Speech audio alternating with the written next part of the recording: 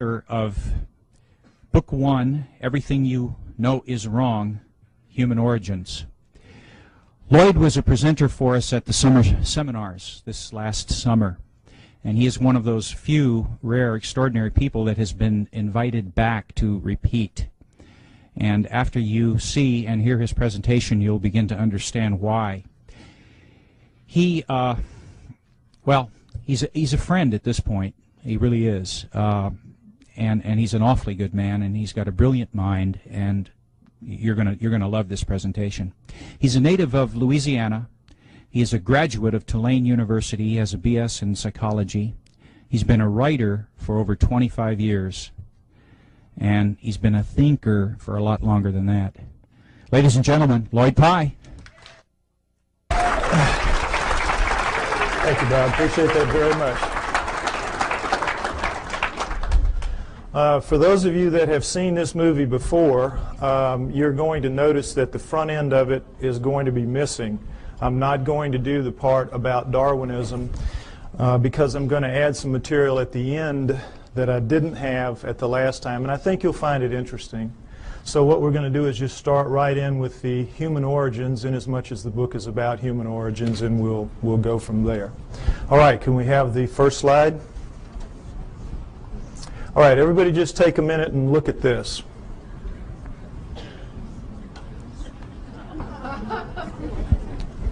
This is, wait, that's right, I don't need to do that. This is what we're all told is how we began as human beings. That we came out of the primordial sludge and step by step evolved into what we are today. Everything in that chain up to us is eat, survive, reproduce. We are, what's it all about? We have that incredible ability to say and think, what's it all about? How'd that happen? That's what this is going to be about. What we're told is, of course, that we're a natural flow of things, and that with this guy right here, we share a common bond that begins between 8 and 5 million years ago. 8 and 5 million years ago. Reason being, we know that we have upright walking primates of some kind or other at around 4 million years ago. So they just jack it back and figure if we're upright walking at 4, we probably split from a common ancestor with the down on all 4 apes between 8 and 5 million years ago. We know we were upright walking at 4 because we have proof of it at 3.5. Next slide, please. These are the famous Laetoli tracts of Tanzania, Africa, discovered by Mary Leakey and her team in 1978. And here you see what they are. We're in solidified ash. We have a large pair here, smaller pair here. We assume it was a couple moving along. And we see the track here in a blow-up is not quite human. It's different in several ways, but it's human enough to make it very clear that we have upright walking bipedal creatures 3.5 million years ago, no doubt, measured by ashfall, which is very accurate. So that's why we jack it back. If we were this upright at 3.5, we had to be upright at around 4, and that's where you get your dates of 5 to 8 million years ago, the split from the common ancestor. All right, now, next slide, please. Here's the depiction of how this happened. The nearby volcano laid out a layer of ash. The creatures go walking along, leaving their tracks. Then another layer of ash comes, seals the layer, and then 3.5 million years later, a rivulet comes through here, cuts through, exposes one of the tracks. One of Mary Leakey's team sees it, and then they peel back the layers until they expose the whole thing. Miracle piled on miracle. It's just amazing, an amazing discovery. Now, the reason I show you this is I want you to notice that all pre-humans that you will see in the books, and go back and you can check, they will show you a head that looks like this one pretty much, grossly primate in its characteristics rather, because that's what the skulls of all pre-humans look like. But then they'll always stick these human bodies underneath those heads. And this is a subtle brainwashing that is performed on all of us to make us think that these are in fact pre-humans, because that's what they're called. That's what anthropologists call them, pre-humans. Now, you can't pretend that those heads are in any way human, so they don't, but they leave the body parts looking, you know, amazingly human. You have the hands coming down mid-thigh, and you know, I hate to say it, but God, this looks a lot like my body right there.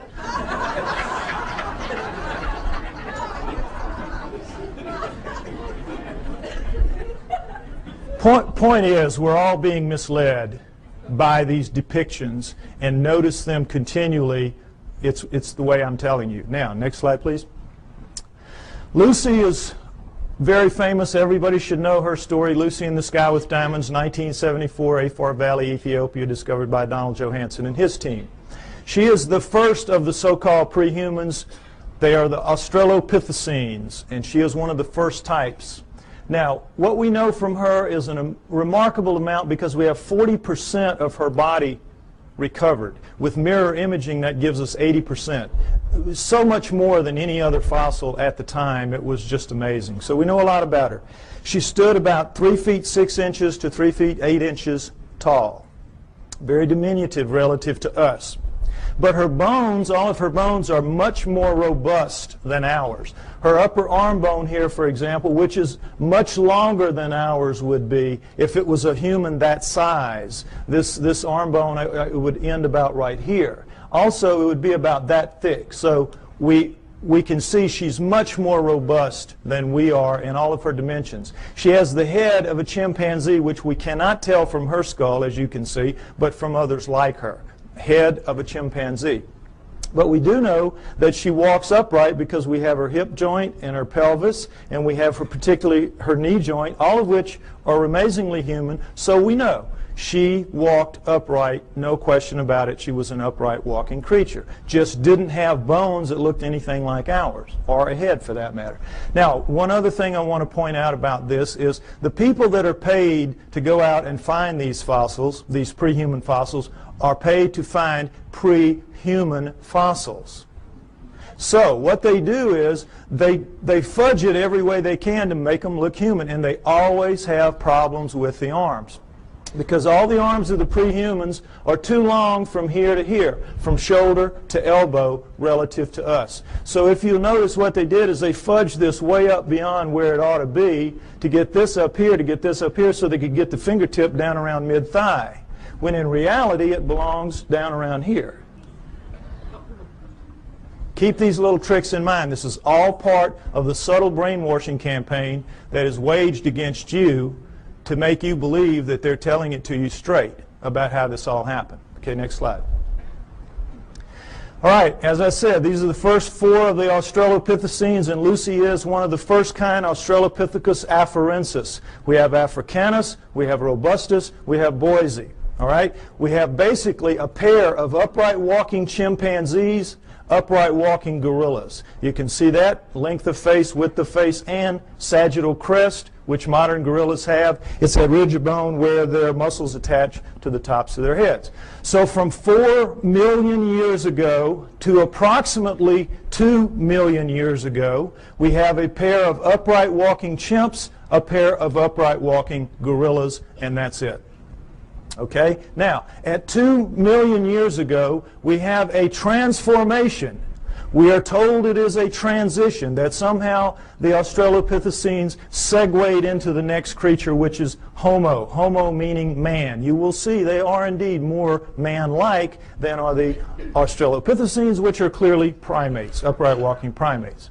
So, we have this changeover from Australopithecines to Homos. We're told that it is a transition, it is a transformation, as you will see with this slide. Next slide, please.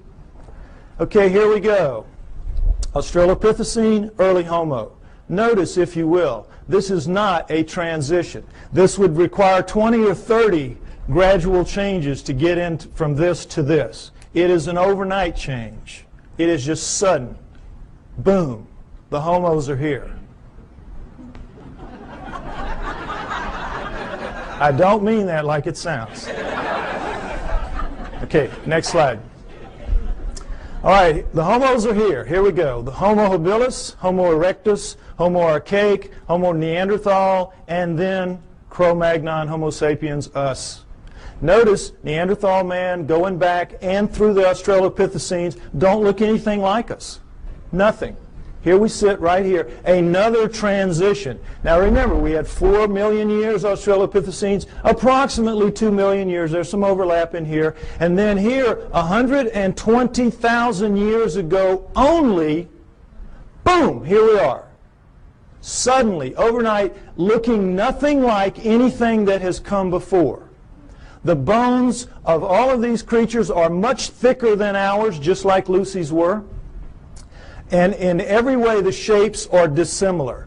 They do not have, it's hard to tell looking straight on, but they have no foreheads. Their foreheads go straight back off their huge brow ridges, neither of which we have. We have nice forehead here. We have no brow ridges. Huge, round, nocturnal vision eyes. So did the Australopithecines. These are primate eyes. Primates have this kind of eye. Huge, wide nasal passages indicating a big flat nose spread across the face. We've got our little uplift of bone sticking our nose off our face. We have rectangular, small, reduced eye sockets. Very poor night vision. A dramatic change has occurred. The upper jaw sticks off the face. Ours squished in. Nothing like us. Next slide, please. Profiles show the degree of change is startling. Prognathous mouth, no chin. Prognathous mouth even more so. No chin, and then suddenly flat mouth, nice chin. Look at the change through here. Australopithecine, Homo erectus, Cro-Magnon. This is as big a leap from here to here as from here to here in anatomical terms. A light year. A light year. This is not a transition. These are transformations, despite what you are told by anthropologists. Next slide, please. Now, am I making it sound my way just because the heads go that way? No, let's look at a whole body. This is a Homo erectus called the Lake Turkana boy. Homo erectus, Lake Turkana boy. Now, notice, if you will, this guy's about 12 years old. His molars have not erupted yet. He already stands 5'8". He's going to grow to 6'6", maybe 7 feet in adulthood. We don't know how they grew. But already at 12 years old, he is a physically robust creature. Every bone in his body at 12 years old is far more robust, thicker, stronger than any bone in Arnold Schwarzenegger's body today. True. Now, why do you, notice too, if you will, the length of his upper arm. And he has some shoulder socket here, so they had to put it in the right place, so that forced them to put the fingertip pretty near where it belongs. It belongs a little bit lower, but pretty close. Now, what are bones like this all about? What's the deal here? Why are they so robust? Your bones are a function of the torque your muscles can generate. Your bones have to be able to withstand the pressure that your muscles can generate. And if not, your muscles would break your bones.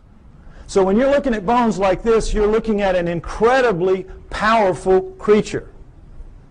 What are you looking at? You're looking at primate bones, primates of the earth. This is how the primates are built. Gorillas, chimps, right on down the line. They are incredibly strong relative to us, are the primates. 5 to 10 times pound for pound. They can come, they'll come right out of the mother's womb, reach up, hands and feet, hook onto her belly, and she walks off. And they can hang on. Anybody's had a pet monkey knows what I'm talking about. Next slide. Okay, this is a chimpanzee minus its hair due to disease, so you can see the musculature in here. And the strength of these things is amazing.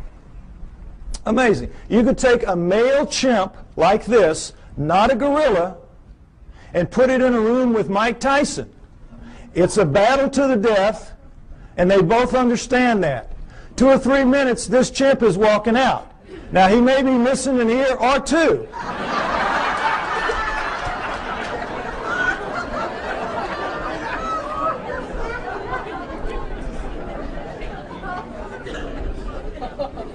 But the chimp is walking out. The chimp can tear him limb from limb, literally, apart. Understand that. Primate strength is nothing at all like human strength. Next slide. Same thing for Neanderthals, our supposedly closest nearest kin until just recently. Neanderthal fingertip bone, human fingertip bone. Segment of Neanderthal thigh bone, human thigh bone. Look at the difference. Not even close. This is quarters to dimes, shovel handles to broomsticks.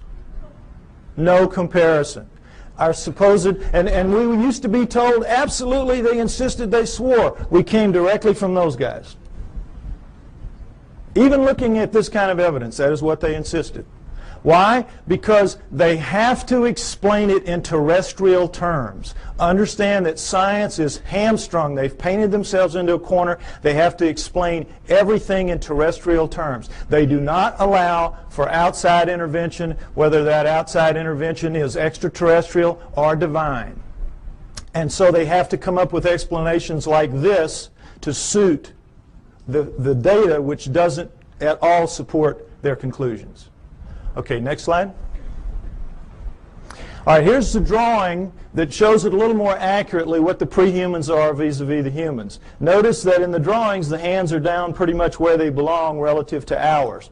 Also notice the rib cages are the upside down funnels of primates in the prehumans as opposed to ours. What's the situation there? Well, you can't tell it very well from here, but all of the prehuman heads are stuck on their bodies like that, the way primates are. Their heads are down in on their shoulders. Only we have that elevated neck sticking our head up off of our torso. They also have that extra arm length and that extra power, and so they need a bigger fulcrum up here to wing their arms and do what they have to do. So all of that extra muscle mass plus the head torque down in there squeezes out the room, and so you're going to get that pinched off triangle that primates have. And we, with our shorter, lighter arms and lighter bones, we don't need all that muscle mass, and we got our heads sticking up, so we have a completely different rib cage. I want you to understand that. Now, the main thing to understand here is there is not a single human bone in the so-called prehuman fossil record. The main thing I want you to understand, there's not a single human bone in the so-called prehuman fossil record. And guess what? Anthropologists will not argue the point with you. An idiot can see it. An idiot can see it. All you got to do is point it out to them. Well, they know that. So they say, you're right, you're right. There's not a single human bone in the prehuman fossil record, even though we insist that these are indeed prehumans. The reason we can get away with this is because we're going to put somebody right in here that's going to show a transition between these guys, and that is the missing link, the famous missing link. You've all heard about that. This is what it is. This is the thing that's going to stand right in here and miraculously show a smooth transition from this to this. Well, I tell you what, if the missing link was here today, he would need about 20 or 30 cousins standing right beside him, showing enough gradual transition to make this plausible. You don't just get one missing link. You need dozens to make this theory work of gradual transition, the Darwinian paradigm. And they don't even have so much as a fingernail, not a fingernail, of the missing link. Which leads us to conclude that Charles Darwin is a blowed-up peckerwood.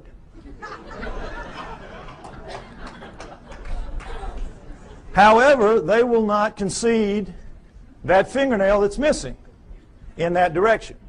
Darwin's still intact, everything's still okay. Missing link's going to show up. It's been 140 years, not yet, but he will show up. Okay, next slide. All right, the throat thing, I want you to get that clear in your mind. Notice, if you will, this is a standard primate throat, and of course this is our throat. A complete redesign, complete. Not least of which is the fact that they can breathe and eat and swallow and drink at the same time and not choke. We, of course, you know what happens when we do. The peas come out of our nose when we start coughing.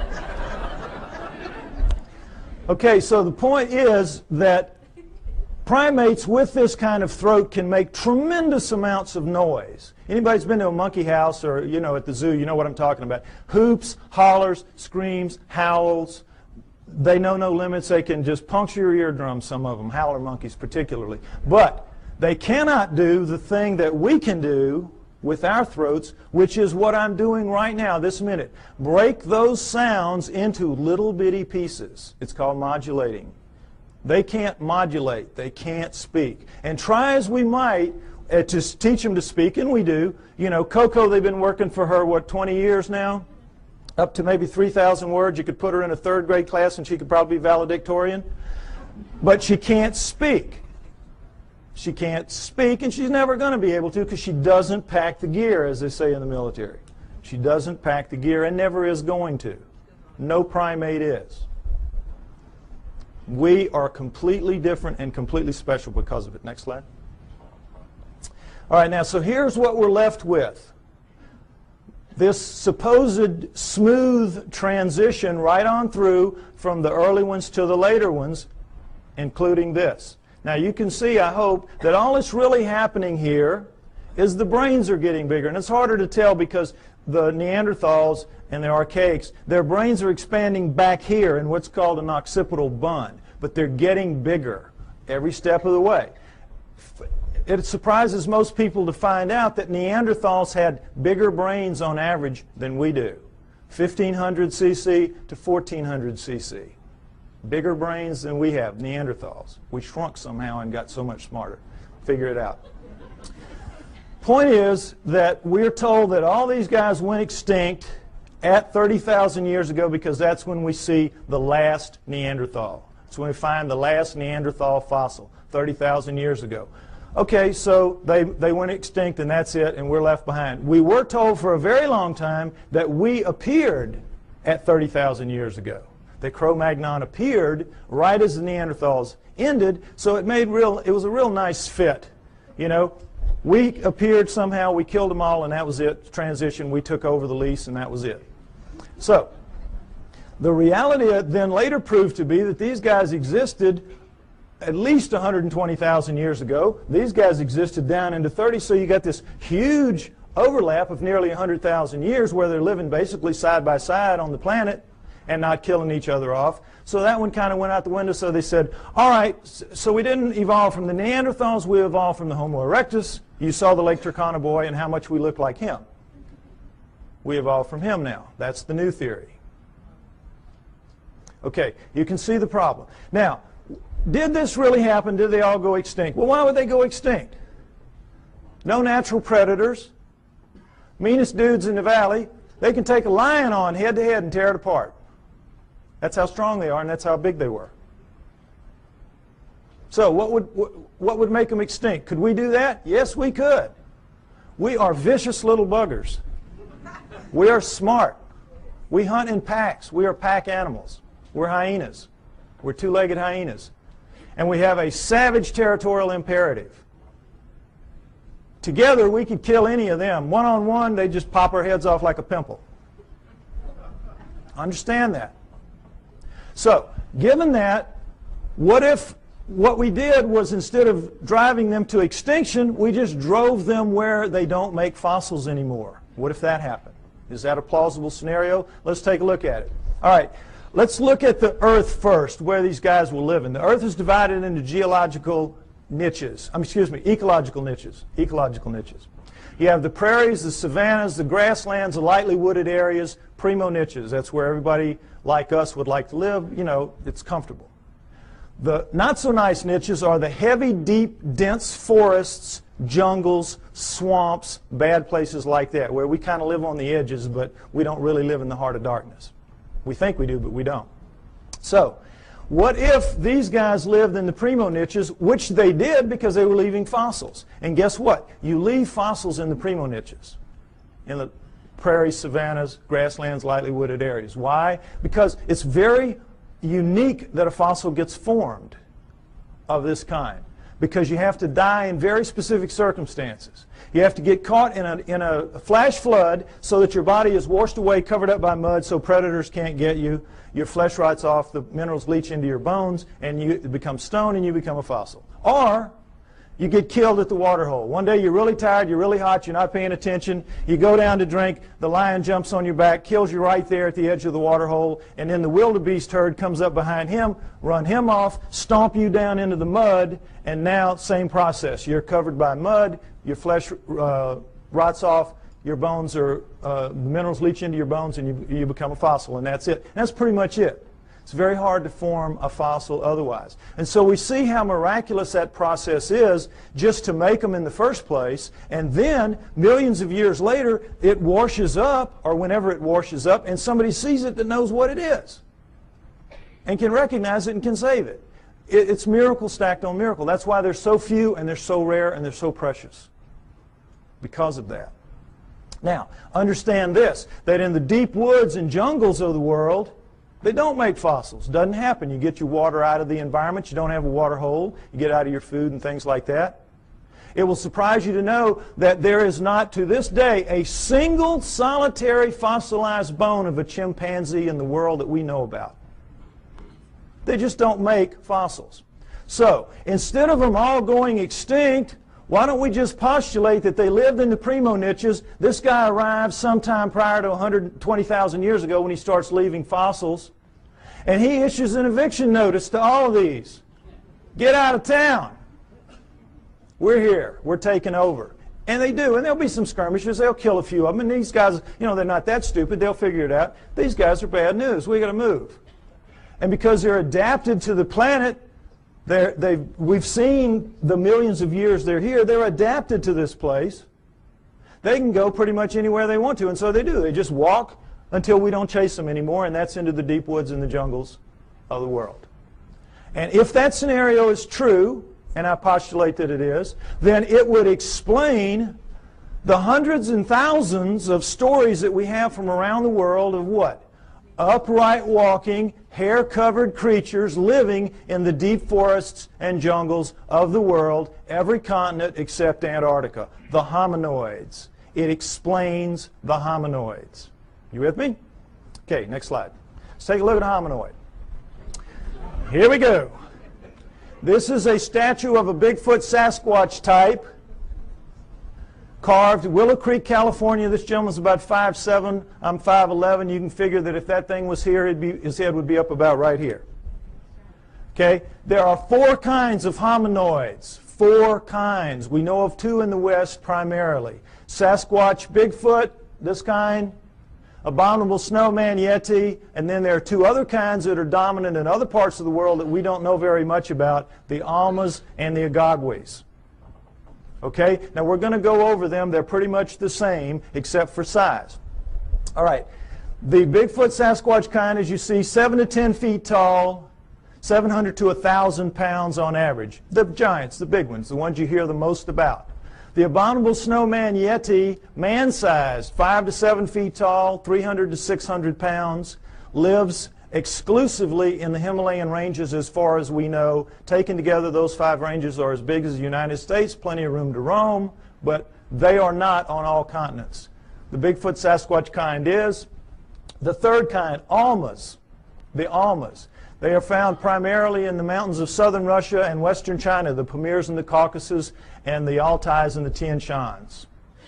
But they are also elsewhere in the world, including in the United States. Man-sized again, 5 to 7 feet tall, 300 to 600 pounds. Fourth kind, the Agagwis, about 4 feet tall, weigh about 200 pounds, the pygmies of the group. All right? Now you might remember, ironically, there were 4 Australopithecines, 4 early Homos, and what a surprise, there are 4 types, basic types of hominoids. Interesting, isn't it? Now, what they are is this.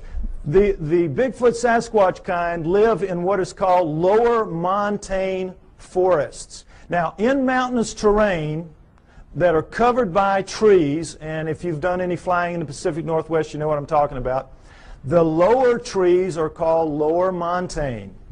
As you go up, you get into upper montane. The Bigfoot Sasquatch lives in the lower montane. The abominable snowman lives in the upper montane forests of the Himalayas. You get the idea, abominable snowman, he lives up in the snow. Nobody lives in the snow. There's nothing to eat there. They live in the upper valleys, and you see them occasionally as they cross from one valley to the other by going over a mountain, the snow part of it. Okay, now the Almas also live in the lower montanes, but they're more flexible. They also seem to be the smartest, and this is not to say they're anything like us. They're just very smart animals. The Almas are. I think they're going to prove out to be living Neanderthals. The evidence is strong that the Almas are living Neanderthals. Okay? The Agogwes, the fourth kind, the pygmy kind, live in the jungles of the world. That jungle band that goes through South America, Central Africa, and Indonesia. That area. They, of the four, have reddish, russet-colored hair, like orangutans, which also live exclusively in jungles around the world. The others have dark browns and blacks, their body hair, covered with hair. Whenever anyone sees them, their characteristics are described consistently the same. Wherever in the world, whatever kind we're looking at, when the person sees it, and frequently this is some very, very isolated native who doesn't even know that the rest of the world is out there, much less that these things are seen on other continents. And when they describe them, they always describe them the same way. They say, no forehead, huge brow ridges, big round deep-set eyes, big flat nose, although this one isn't so big, but big flat nose up against their face, mouth sticking off their face, no chin, head tucked down into their torso, very long arms dangling around their knees, very thick, muscular, robust bodies, and covered with hair from head to toe. Now, take away the hair, and what did I just describe to you to a T? The pre-humans. Am I right? You saw the skeletons. You saw the bones. The pre-humans. What does this lead us to believe? The pre-humans are the hominoids. The hominoids are the pre-humans. The pre-humans are the pre-hominoids. It's their ancestors, not ours. It's clear to anybody that will look at the evidence. The so-called pre-humans are, in fact, pre-hominoids. Now, it's easy for me to stand up here and say this. What's the proof? Well, let's start right here with their feet. They leave tracks. All around the world they leave tracks. We have upwards of 10,000 or more photographed, plaster casted, or both. No question about it. And guess what? They're all fakes. All of them. Every one of them is a fake. Problem being, it's not that they are really in fact fakes. They just can't be real. They can't be real because not only is Darwin a blowed up peckerwood, all of his followers are. And they don't want to be that. So these cannot be real, even though they are. Now, is it possible that they could all be fakes? All these tracks could be fakes? Could they fool everybody? No. Why? Because we know a lot about it. Let's take a look. There's a science called ichnology.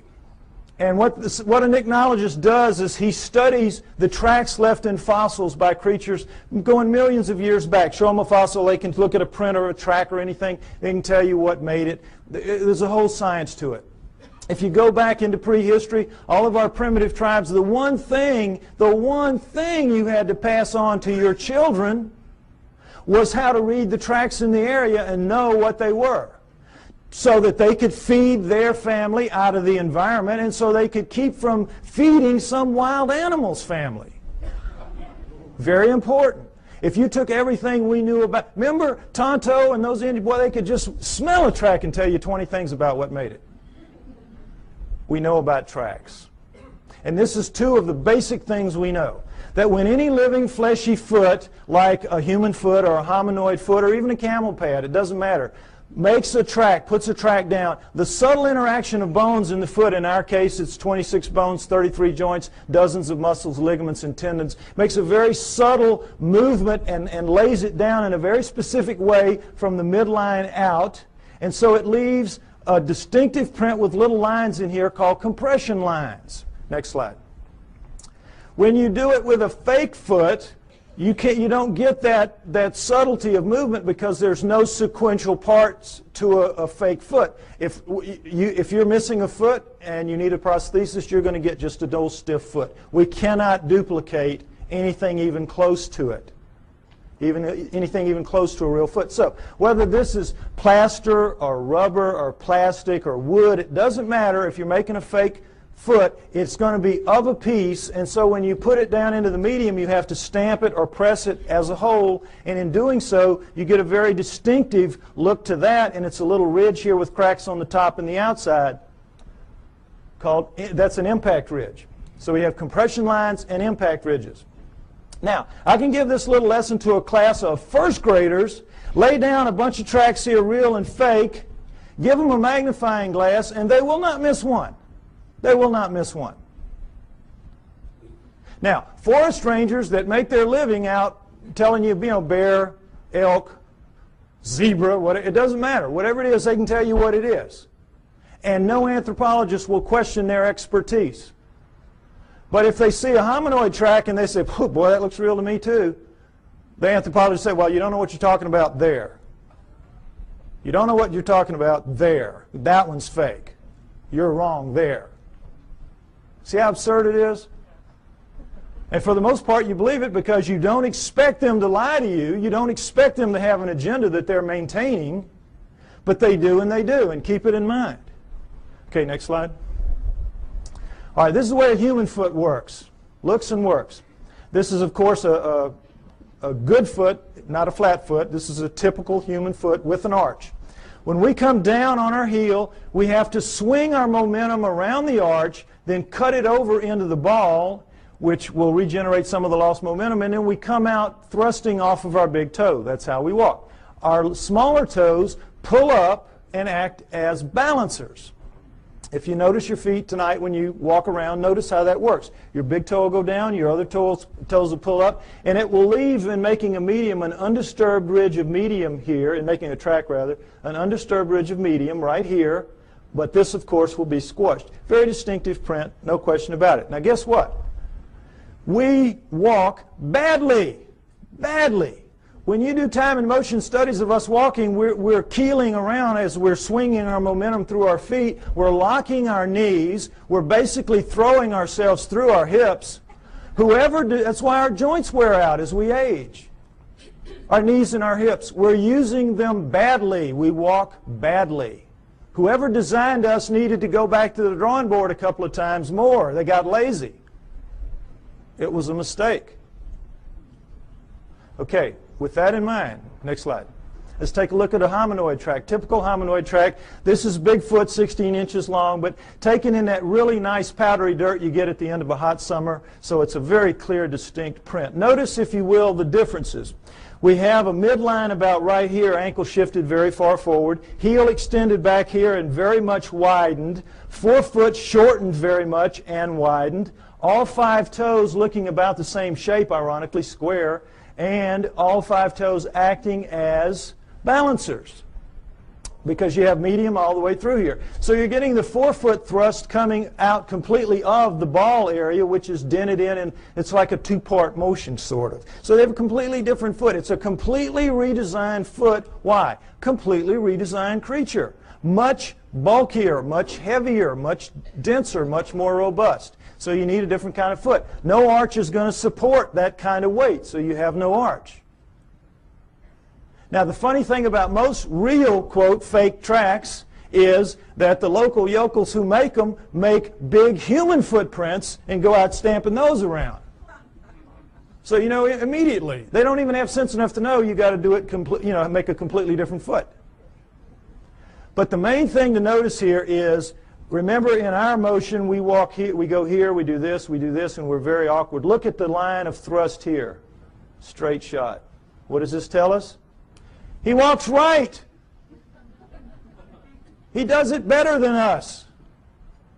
He does it the way it's supposed to be done. He or she does it the way it's supposed to be done. Isn't that interesting? Next slide. Okay, this is something else that the best hominoid tracks have. Dermal ridges. Now, it's kind of hard to see, but dermal ridges are your fingerprints on your feet. Fingerprints on your feet. This is why they take a baby's footprint when it's born. Finger's too small to deal with, just stick its foot on. Same thing. Individual, unique. Dermal ridges. And there you... Oh, I think my battery's running out. Oh, no. No, when I put it down here, it goes out. I may need a replacement part here if anybody's got one.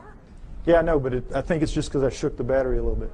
All right, anyway, point is that whoever's faking these things out around the world, thousands of them, is taking the trouble to make articulating feet that if they would just put on the market, they could make a fortune in the prosthetics industry.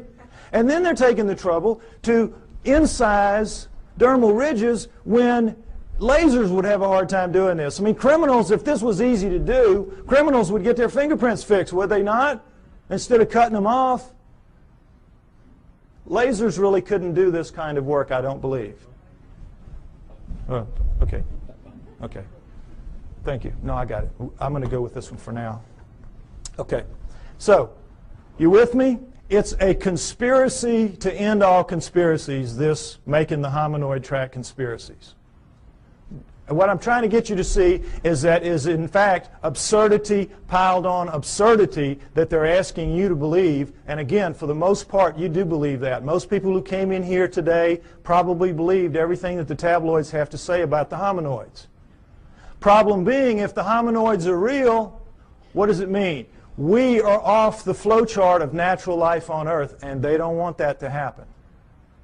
Neither science nor religion. So in this instance, they hold hands and walk down the path together. Okay, next slide. All right, check this again. Comparison, Bigfoot track, plaster cast, human foot, just to get this in shape in your mind again. Next slide. All right, another pair of hominoid tracks, as you can see. These are so grungy looking on the soles because they were taken out of clay as opposed to dirt, as you saw earlier. But in every other way, they're hominoid tracks, are they not? We found, they're found together, so we assume it's a male and a female, like the two that we saw walking along at the Laetoli tracks. Right? Would everybody agree? This is as hominoid as it gets, right? Wrong! Guess what these are? Neanderthals.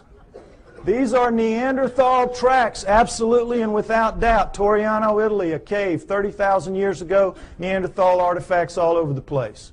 Neanderthals. Bona fide. Now, what does this tell us? It tells us that the Neanderthals, for sure, are hominoids because they got hominoid feet stuck on them.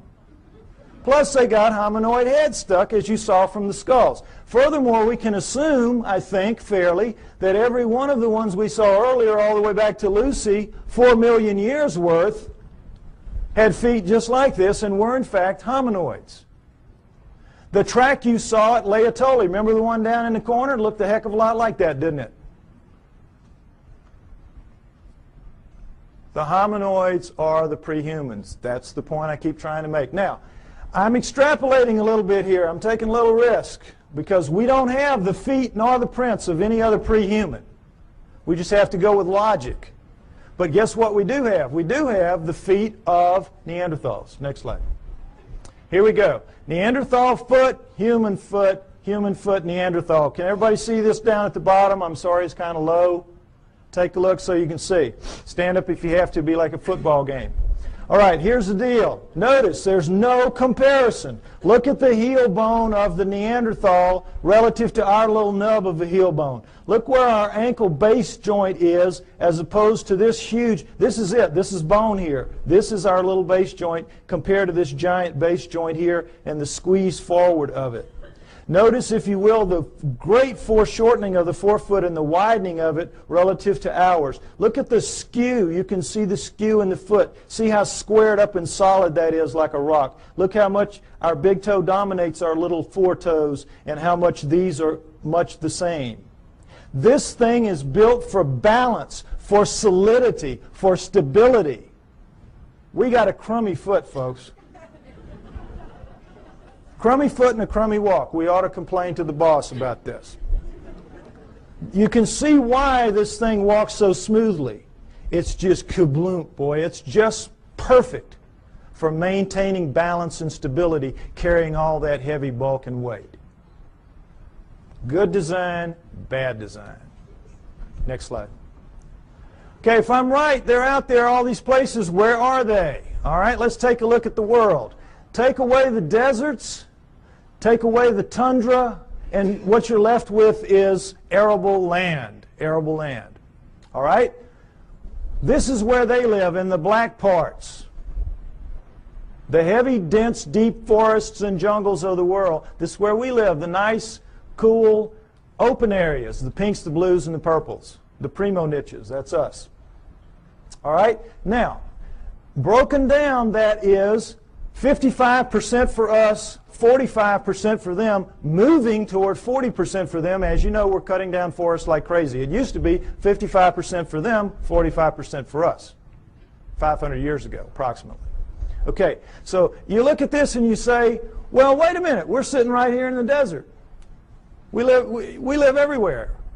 No, we live in most of these environments, but we don't live, for the most part, up in these areas, in the Himalayas and here and in these jungles. If we live in the jungles, we live on the river. We don't live in the heart of darkness. When we have to live in the heart of darkness, what do? We cut it down. We'll cut roads through here, but we don't live in it, where we've got to hack our way through every day to go to school or to the store. Just isn't going to happen. We're not physically designed for that. Our skin won't take it. If we didn't have clothes and couldn't defeat the natural order of things, if you were to strip everybody in this room naked and put us out there to live like everybody else has to live, most of us would be dead in a few weeks from radiation poisoning. Those of us who have black skin would have a chance to make it to the equator, but couldn't stay and live in cold climates. We're not physically adapted to this planet. Understand that. Our skin does not let us go except in certain niches. The primo niches. So, understand too that we think we live in every one of the nooks and crannies out there. We are masters of all we survey. That's what we're told all the time. We're humans. We're masters of all we survey. We do not even survey all that we claim to be masters of. It will surprise you to know that of the United States alone, fully 25%, 1/4, has never once been foot surveyed, because it's just too hard to get in there and do the work. We survey from the air those areas. We do not go. We're not as tough as we think we are. Now, also understand that the hominoids are not just restricted to these areas. They move wherever there are forests. These are their real stomping grounds. But they go anywhere that there are forests. They use forests like highways because they are migratory animals. They migrate. They do not hibernate. They move with the seasons, and they use forests as their highways. As they live in the forests, they do a split shift with the bears. Bears work the day shift, they work the night shift. It is. It's how it works. Also understand that of the 5,000 quality sightings that we have in the United States and Canada, now I'm not talking just, skimpy ones. I'm talking good quality sightings, 5,000 in the last 50 years, half have been east of the Mississippi River. Every state has them, except possibly Nevada, maybe the mountains north. We have them in Louisiana, down in the swamps, the little one. It's called rougarou. When I was a little boy growing up, don't you get too far from the house, rougarou will get you. The little red man of the woods, the booger man, boogeyman. Excuse me, booger man, right. Slip of the tongue. Anyway, Florida has the skunk ape. New Jersey has the Jersey Devils. Arkansas, everywhere has them. I bet you every one of you have heard stories about this from your state. They're everywhere. And it's the same around the world. They share the planet with us. Okay, next slide. So, you say to me, well, okay, by George, we're humans. Why don't we just go out there and get one? Even so, we can do anything. Why don't we just mount up and go get one if there's so many of them out there? All right, panda is a perfect example of what the problem is. The panda was last century's hominoids. Rumors would come out of China of this black and white bear that ate bamboo. And, of course, every PhD in the world sitting behind his little desk does not even have to get his fanny up out of the chair to say, well, forget that. We know they have black bears. We know they have brown bears. We know they have white bears. But they're all carnivores. No vegetarian bears. You kidding us? Ridiculous. And then in 1869, a French naturalist goes to Sichuan province, China, and sees the hide of a freshly killed one hanging on the wall, and he knows they're real. So every zoo and museum mounts up the expeditions that you would like to see mounted up today to go out to find the next panda and bring it in. Serious. Now we're talking Sichuan province, an area the size of the state of Arizona, very mountainous, hilly terrain, difficult terrain covered with bamboo rather than woods, but in every other respect like the environment that hominoids will be found in. How long do you think it took those teams? And this is back in the 1800s where people really knew their way around the woods. How long do you think it took? 60 years. And quit giving away my punchlines. Don't do that anymore. 60 years. 60 years. Those of you who've seen the movie, do not give away the punchlines. Okay. Now, it sounds like a gross exaggeration, and it is. They only looked for about 30 years. This is where Ivy made the mistake. They only looked for about 30 years, and then they gave it up. And they said it has to be extinct now. And then 30 years later, Teddy Roosevelt's sons are out there doing some sport hunting, and they kill one. Okay? So then they mounted up again, knowing that it's for real now. And because they had learned so much in the interim, they began to get them. And over the next 20 years, they brought in 6. And we have the panda craze, that we have today. But even to this day, they're extremely difficult to go out into the wilds of Sichuan province, China, and bring in a wild panda. Now, what is the panda doing that makes it so difficult to get one? Well, as you can see, it's very brightly colored and stands out very distinctively against its green background. It lives during the day. It eats a very restricted diet, bamboo. It's very slow-moving. You see them move in zoos. They're as stupid as a bag of hammers. They can't even reproduce in zoos. Can't even find each other or figure it out. I mean, how stupid do you have to be? Anyway, point is, they're not doing anything. They're living their lives, and the problem lies with us. We can't hack it in their world very easily. We think we're masters again of the world. We're not. We're not. And where they live is where the hominoids live. And the hominoids are bigger, faster, stronger, operate at night, eat anything in their world. They can hear better, see better, and I'm absolutely sure think better than we can. We're not going to just mount up and go get one because we've tried it many times and it hasn't worked. We're only going to see them by accident, encounter them by accident. And that's when it happens, and it happens a lot. We have good evidence on record of these encounters. Next slide. We're going to go over a few. The famous Patterson film, Roger Patterson took a film of a female hominoid walking along a creek bank in 1967, October. You all saw this, well, not all, but some of you saw this recently on a television program called World's Greatest Hoaxes. All right? That itself was a hoax. That program was a hoax. I wrote a long email about this, and it's on my site if you'd like to read it, www.lloydpie.com. It's a defense of the Patterson film showing what they did not talk about in that program, trying to make this film look like a hoax and pick on it, as people will do occasionally. There's no doubt that this is a bona fide film for a number of reasons we're going to go over. All right. First of all, it was a bright sunny day, as you can see. What happened was the sun was shining such that it was glinting off of her shoulder and thigh as she walked, and you could see her muscles rippling in her shoulder, in her thigh as she walks. In good slow-mo close-up you can see that, which they did not provide in that program. All right, if that's a person in a suit, the suit has to be glued to naked skin. In the gluing process, you lose that flexibility, that ripple. The only thing that looks like this does in this film is real skin over real muscle working. So we could stop right here. It's real just based on that. Right there. But we don't have to stop. The arm, if you've all seen her walk, she walks along like this. She drags her arm down around her knees where everybody says, the hominoids do. Why? The elbow articulates right here, which is much longer from shoulder to elbow than a human. If that's a human in a suit, impossible. You can't get an elbow bend at the same point. So we could stop right there. Solid proof that that's not a human being in a suit. But furthermore, Jerry Romney, the guy they said was in the suit, they stuck him with breasts. What would they do that for? Why go to the problem? Why go to the trouble? As she walks along and she turns back to face him, you see the breasts sway, and she takes a couple of steps, and you see that nice jiggle that we all know. If it's a person in a suit in 1967, it's going to be those early silicone jobs. Remember those? Absolutely real right there. Furthermore, she left tracks in the hard-packed sand of the creek bed. 1 inch deep. We have pictures, we have casts. That cast you saw earlier of the cast in the foot, that was her foot. No question, inch deep, walked a 200-pound man beside her not long after. He sank about 1/4 of an inch.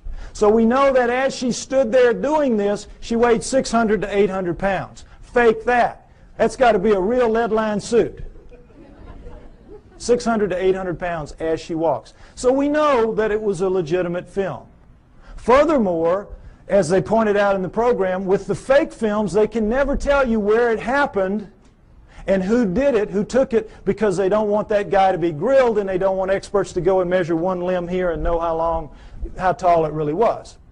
Well, what Patterson did was he went right out fast as he could and begged every expert in the area that he could call, every anthropologist and zoo person, come out, bona fide sighting, please bring dogs.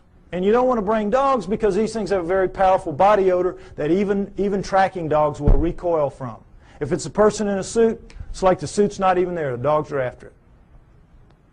Patterson did, of course, no expert came. Needless to say, they never do. You can't get them to go because they know what will happen. A young man named Grover Krantz went out early in his career as an anthropologist, took a look at one, and he said, it looks real to me. And it's 30-some-odd years later, and I think he's still trying for tenure. They've made a tremendous example out of Grover Krantz for what happens to people who side with the enemy in this issue, which is a very volatile, very sensitive issue. Okay? So no experts would come, needless to say. Patterson did everything right that he could except film something that could be real. Other than that, he was great. Okay, next slide. A man named Albert Ostman, picture taken in 1957, talking about an event that occurred to him 33 years earlier in 1924 when he was a young man, a timber cruiser in the woods of southern British Columbia. He's taking some time off. He's out looking for gold mines, lost gold mines. He's sleeping in his sleeping bag one night, and suddenly Big Hand picks him up, shoves him to the bottom of the bag, slings him over its back like Santa's bag of toys, and scoops up his camp stores with the other hand and walks off with him. He is captured by a Bigfoot. He has marched for about an hour. He's got barely enough room at the top of the bag to breathe. The hand couldn't get quite around the bag, so he had enough room to breathe, but he's stuck down the bottom of it. It dumps him out an hour later or so, and he's in a 10-acre basin of high rock walls where he can't get out, and there's one opening opposite where he is, and over there is the den of the living quarters of the male Bigfoot that got him, his mate, and their 2 offspring, a young male and a young female. And Albert Ostman stays with them for 6 days before he can figure out a way to escape, which is very funny, very clever. Not going to go into it. Takes too long to tell. It's in the book, okay? But he gets away. The point of the story is not how funnily he escapes, but that he doesn't tell anybody for 33 years. Keeps it to himself, thinking everybody would think he was crazy, which they would do. And then in 1957, he reads an affidavit in a paper by a man who saw one picking berries, and the man said, if anybody has an experience like this, would you share it with me? So Ostman writes him a letter and says, this is what happened to me. Well, when people found out what happened to him, the roof fell in on the poor guy. Experts came in from all over the world. He had to take lie detector tests up the wazoo. You know how it works. And so you know that when you're telling a story, a long, detailed story, and it's a lie, you can't keep the details straight. You're going to goof it up, and they're going to figure it out sooner or later you're telling a lie. He never goofed up. He passed all his lie detector tests. No, anybody that had anything to do with him, just read the testimonies, say he was absolutely A+ straight-up guy, telling a true story. Next slide. The famous Minnesota Iceman. Ice Child is more like it. This was a juvenile Bigfoot killed by a man named Frank Hansen in the woods of northern Minnesota. Ironically, in 1967, the same year that Patterson filmed his Bigfoot 2,000 miles away. All right, now, Frank Hansen shot it in the back, blew out that nice hole in its chest, dropped it, severed its spine, dropped it down. It pulled its arm up to protect its face from him, as you can imagine, shot it through the wrist, through the left eye, blew the right eye out onto its cheek, and blew out the back of its head. Coup de grace, killed it dead. At that moment, 1967, Frank Hansen could have changed history. He could have taken this thing, crammed it down the throats of science, and we would not be having this discussion today. We would all accept hominoids as a reality from that point forward. No problem. But Frank Hansen was not that kind of man. The kind of man he was, he saw the opportunity. He bought a 7-foot floor freezer. He threw the body in there. He filled it up with water. He froze it. He put a piece of plate glass over it, and he took it around to shopping malls and county fairs for about 12 years, from about 1978 to, about 1968 to about 1980. Did anybody here besides me see it when it was out? There's always people that saw it. Okay, so they can tell you that it was the real deal. Okay. Now, what you saw if you went and paid your buck to see it was this thing laid out, and you could see it's kind of snowy, milky ice right here, but where you could see it was like glass. It was like air. It was clear. You know how ice can be. So, you could see very clearly that this was an ex-living dead thing laying in front of you. But don't take my word for it. Take the word of a man named Ivan Sanderson. When Frank Hansen was trying to get publicity for this, he allowed Ivan Sanderson, a true zoologist and a great cryptozoologist, to study this thing for 3 full days.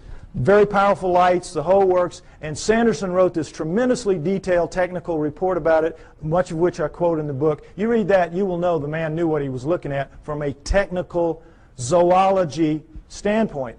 I'm looking at it just with layman's eyes when I'm a young man, but they're perfect eyes, astronaut eyes. So I'll tell you what I saw. What you could see, what anybody could see, because the knees were almost to the top of the glass, is that every hair, you know how hair floats in water? This is not our hair. This is primate hair, 2 to 3 inches long. It's sticking off. It's like a pincushion off its body. You can see right down to its skin wherever you look. And wherever you look, you're looking at what amounts to a small pencil lead hair, round, tucking into a pore, perfectly tightly round. Wherever you look, millions of them, wherever you look. Now, what we're told is this was just a wax and rubber dummy made up by a charlatan who was out to just take advantage of people, right? Ask anybody who works in the wax museum business, and they'll tell you the one thing you can't do well is hair, because to get the hair right, you got to punch it in with a tool, and you got to pull that tool out, and it's going to leave a little nick mark around the hair. None of that in this creature. None. But the thing that really impressed me the most, and I'm sure everybody else will verify this, is, you know when you kill a deer or something, you let it bleed out, but for a long time after, it oozes that pink kind of fluid. You scrape your elbow, for women who don't deer hunt, scrape your elbow, you know, and after a while you're still oozing that pink sticky stuff. Well, it was still doing that when he froze it, when he put the water in. So as the water was freezing, that stuff was coming up in tendrils, ribbons, pink ribbons of that sticky, oozy stuff, coming out of every wound, out of there, out of the mouth, out of the nose. You know when you have a traumatic head injury, you bleed out of your nose and your mouth as well, out of both eye sockets, out of the wrist. Little pieces of bone were sticking out of the wrist. Every one of those, and those ribbons went from down as deep in the holes as they could get up to the surface, and they spread out in little pools, little circles at the top of the ice. Now, I defy anybody making a fake to even think to do that, much less pull it off and make it look so real. This was the real deal. Next slide. Perhaps the most interesting story of them all, Zana from Russia, an Alma. Remember I told you that the Almas were also man-sized, 5 to 7 feet tall, 300, 600 pounds, and they're dominant in Russia and the Orient? This is Alma, the living Neanderthal. This is one of them right here. This is Zana is an Alma, was an Alma. Now, understand this. In the Orient, the tradition when one of these things is captured, for whatever reason, was to kill it immediately, desiccate its body and sell its body parts for medicine, principally aphrodisiacs. That's the Oriental tradition. In the Russian area, though, when they would be captured, male or female, they would be used as slaves, physical slaves, held, spirits broken in these primitive villages where they would be, and they would be used to carry wood, fetch water, do the haying, all the heavy work nobody really wants to do. Make the slave do it. And so that became their fate. And for females, another aspect of it was they had to become the sex slaves of the men of the area. And that was one of the other great advantages to having a female. And so this is the fate that befell Zana in about 1850. She was captured as an adult in 1850. We do not know how old she was. She was an adult. She was taken to the village of Takina, where they kept her in a hole for about 3 years until her spirit was broken enough to let her wander around. She was dependent on them for food, and then they began to train her to fetch wood, fetch water, do the things that she had to do. And she became like the village pet for 40 years. She died in 1890. Now, how do we know this? Because in the Orient and Russia, they don't have the same tradition that we have. They're very old countries. They've been living with this for a very long time, for centuries. They know they're real. They send researchers out taking information about it. They send teams out trying to find them, or they used to when Russia had money. They don't now. But this was done in the mid-1970s. Excuse me, I'm sorry, mid-1960s. This research was done in the mid-60s. So, in the mid-1960s, this is an area of Kazakhstan where she lived, where people live very long lives. You know those places in the world where people live up around 120 years old? So they had over 100 people above the age of 80 that had known her quite well in their youth. There were 10 still alive who had attended her funeral. So they were able to get tremendous corroborative evidence, corroborative testimony about her lifestyle, and everything about her from all these different people, so we have an amazing view of what she was like and what her life was like. Again, a lot of which I go over in the book. But the main thing is that she never learned to speak, but she learned the language. They could talk to her and she'd know what they meant. And while there, she gave birth 8 times to hybrids with men of the village. 8 times. Killed the first 4 accidentally because her kind apparently washes the newborn off immediately. She would take it to the freezing glacial river that ran through the village, and because they had so much human in them, it would kill them. So the last 4, the village women took them from her at birth and raised them on their own because they looked so human. And every pair of hands was very valuable in one of those primitive villages like that. And so they raised them up, and they became Russian citizens. Married, had children. Her great-grandchildren are alive in Russia to this day. I know, it's an amazing story. Now, what do people say about her children? Well, everybody said that they were indeed taller than most, bigger than most, a little more robust than most, but not giants, not superhumans, just strong, you know, big and strong people. Darker skinned than most, but not truly Negroid.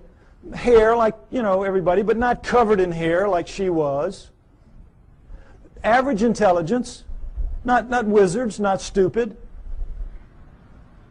Ugly enough to make a freight train take a dirt road. Unfortunately for them. But they could speak. That's the key. They could all speak. They had very high-pitched voices, but they could speak, which allowed them to integrate into the community as humans, even though they were clearly not quite humans. So the researchers were real excited to get all this information. It's like, wow. And they knew where she was buried. She was buried in the village cemetery. Unfortunately, this is a Muslim area. They don't mark gravestones there. So they knew she was in the village cemetery, which had existed for centuries, and they couldn't say just where because of the 10 people that were alive. They all had different memories of where it had been. Who knew that 70, 80 years later somebody was going to care? So they couldn't decide. They couldn't, and they would have had to bulldoze the whole thing. The village wouldn't let them do that. So somebody says, well, guess what? Her youngest son, Kvit, died in 1954, only 10 years prior to this study. So they said, we know where he is. We'll let you dig him up. So, boy, they dug him up. Her youngest son, Kvit. Now, before we look at his skull, I want to say again, remember, Neanderthals had bigger brains than we did, and they carry them, we do rather, than they carry them in a bun in the back of their head called the occipital bun. All right, let's take a look at Kvit's skull. Here you go, right here. Notice, if you will, that's a remnant of an occipital bun right there. Notice how much of a forehead he doesn't have.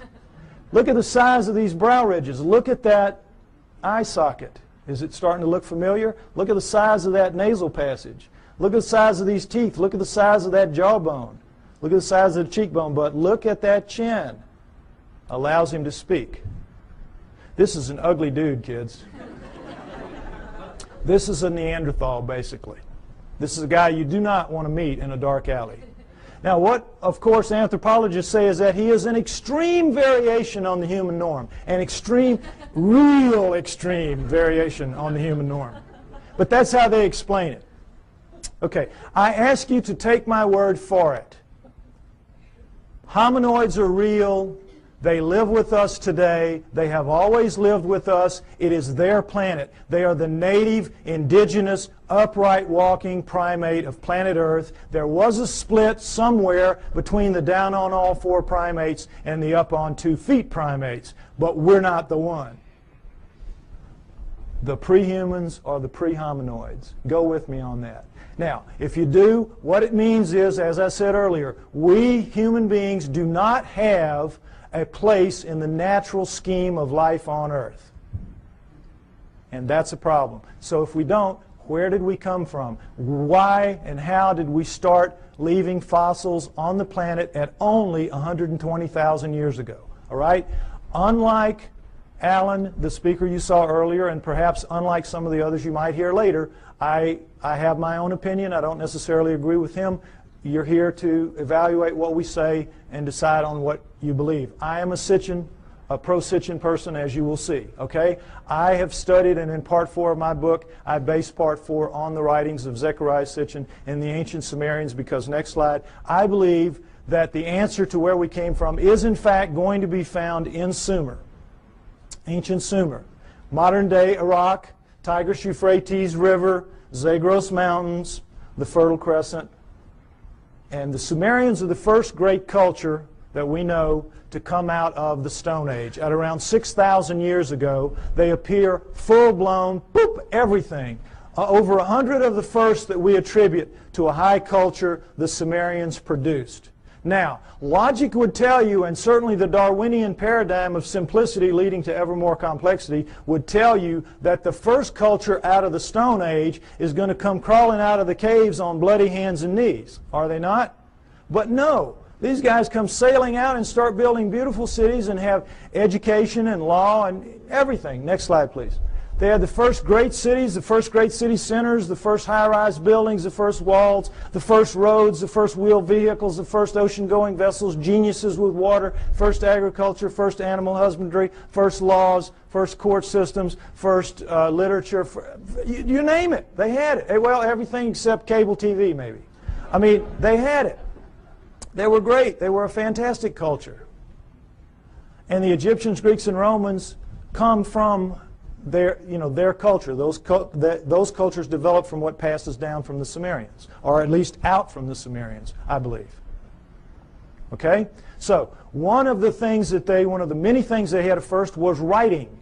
Now, this is what we're all taught. We're taught nothing about the Sumerians except that they invented writing. Again, they appear, boop, invent writing, boop, disappear, and that's it. History forgets about them. You never hear what they wrote.